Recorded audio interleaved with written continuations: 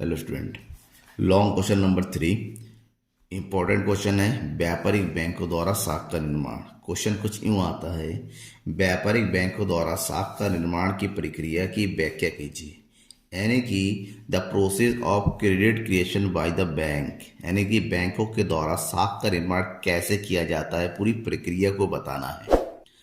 Important question है, exam में आपका कई बार पूछा गया है। तो आंसर को पढ़ने के लिए, समझने के लिए पूरी वीडियो को देखना जरूरी है। बीच में छोड़ देंगे तो आपका नुकसान है, आप समझ नहीं पाएंगे कि इस प्रोसेस को कैसे लिखना है। इसके बारे में लिखना भी है, साथ ही साथ आपको एक उदाहरण भी देना है। उदाहरण मैंने वीडियो के अंत में दे रखा है। तो चलिए इसके आंसर को समझते हैं। चैनल को सब्सक्राइब नहीं किया है आपने अभी तक तो सब्सक्राइब जरूर कीजिए, बेल आइकन को दबाइए, क्योंकि लॉन्ग क्वेश्चन लगातार मैं आपके लिए लेके आ रहा हूं और लगातार आपको मिलता रहेगा। व्यापारिक बैंकों का तो साख निर्माण आज व्यापारिक बैंकों के लिए एक सबसे ज़्यादा महत्वपूर्ण कार्य बन गया है कि प्रत्येक बैंक जो है साख निर्माण की तरफ धीरे धीरे बढ़ता चला जा रहा है। प्रोफेसर शेयर्स के अनुसार बैंक केवल मुद्रा जुटाने वाली संस्था ही नहीं है, बल्कि यह मुद्रा का सृजनकर्ता भी है। ठीक है ना। यानी कि जो साख का निर्माण होता है वर्तमान समय में, व्यापारिक बैंक जो मुद्रा का लेन देन करती है, यानी कि मुद्रा को जमा करना या फिर मुद्रा के ऋण प्रवाहित करना, इसके अलावा व्यापारिक बैंक जो है साख का निर्माण का भी कार्य करती है। साख के निर्माण की प्रक्रिया जो होती है कुछ इस प्रकार से होती है। इसके दो भाग होते हैं। जो व्यापारिक बैंक जो जमा करते हैं तो उनके पास दो प्रकार की जमाएं होती हैं। एक होती है प्राथमिक जमा, जिसको बोला जाता है, हम कह सकते हैं प्राइमरी डिपॉजिट्स या फिर कैश डिपॉजिट्स। ठीक है ना। यानी कि एक ऐसी जमा होती है जो डायरेक्टली लोग बैंकों में जाके नगद रूप में जमा करते हैं, और यही नगद जमा जो व्यापारिक बैंकों में आती है उसके थ्रू व्युत्पन्न जमाएं जमा होती है। यानी कि बैंक जो उनसे लोन लेने वाले लोग होते हैं उनके खाते में अपने यहाँ पर अकाउंट खुलवाते हैं, पहले उस अकाउंट में ये पैसा जमा कर देते हैं। यानी कि यहाँ पर डायरेक्टली नकद जमा नहीं होता। जो लोगों ने प्राथमिक जमा किया होता है उसका उपयोग बैंक वाले क्या करते हैं, लोगों को लोन देने के लिए करते हैं और लोगों के अकाउंट में डाल देते हैं अपने ही बैंक में। तो ऐसे जमाओं को हम व्युत्पन्न जमा कहते हैं, और व्युत्पन्न जमा ही क्या होती है, क्रेडिट डिपॉजिट कहलाती हैं। ठीक है। तो यानी कि ये दो प्रकार की जमा, जहाँ जिसका मेन होता है प्राथमिक जमा, जो बाद में व्युत्पन्न जमाओं का रूप ले लेती है व्यापारिक बैंकों के कारण। ठीक है ना। तो ऐसे में सबसे पहले प्राथमिक जमा और व्युत्पन्न जमाओं के बारे में जानना होगा। ये क्या होता है। प्राथमिक जमाएं वे जमाएं हैं जो जमाकर्ताओं द्वारा बैंक में वास्तविक मुद्रा यानी कि नगद रूप में जमा की जाती है। यानी कि आप गए बैंक में, आप या हम गए और बैंकों में 10,000 रुपये जमा कर दिया, ठीक है ना, डिपॉजिट किया, तो ऐसे डिपॉजिट को हम कैश डिपॉजिट की जगह प्राथमिक डिपॉजिट कहते हैं, क्योंकि हमने जाके अपने अकाउंट में जमा कर दिया। लेकिन उसके बाद क्या होता है, जब बैंक किसी व्यक्ति को ऋण देता है, लोन देता है, चाहे हम ले या आप ले, कोई भी अगर लोन लेता है, तब बैंक अपने ही बैंक में उसके खाते में उस राशि को डाल देता है। यानी कि वो हमें नगद पैसा ना दे के क्या करता है, उस पैसे को अपने खाते में, यानी कि वहाँ पर जो हमारा खाता खुलता है उस खाते में वो ट्रांसफ़र कर देता है। तो ट्रांसफर करने के बाद जो खाते में पैसा आता है उसी पैसे को, धनराशि को जो है व्युत्पन्न जमा कहते हैं।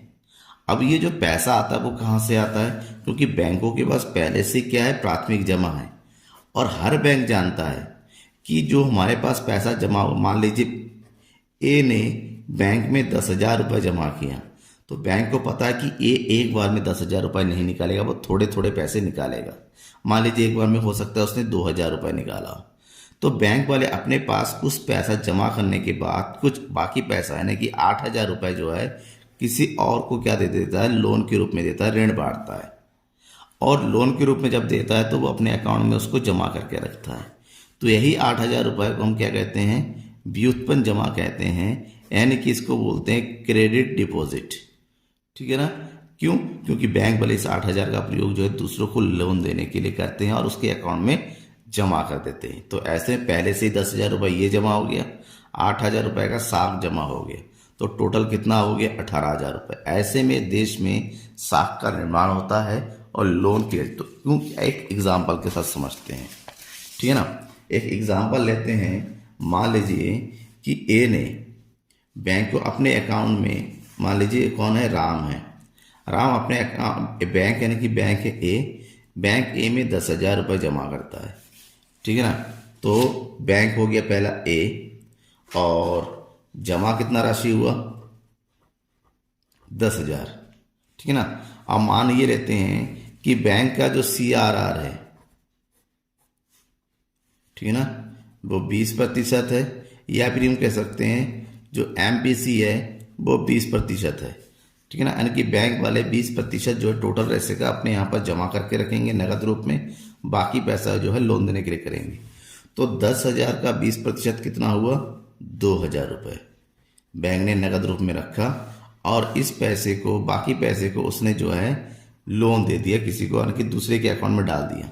मान लीजिए ए ने जो है राम की जगह मोहन को जो है 8,000 रुपये दे दिया।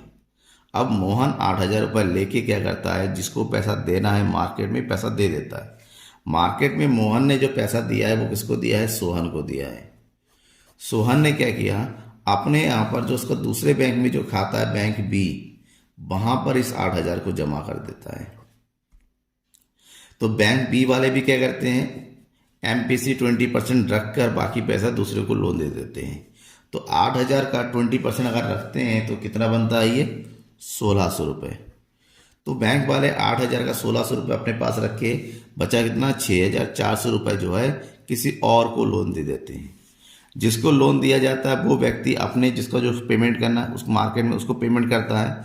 जिसको वो पेमेंट करता है वो व्यक्ति फिर अपने अकाउंट में यानी कि बैंक सी में 6,400 रुपये जमा कर देता है।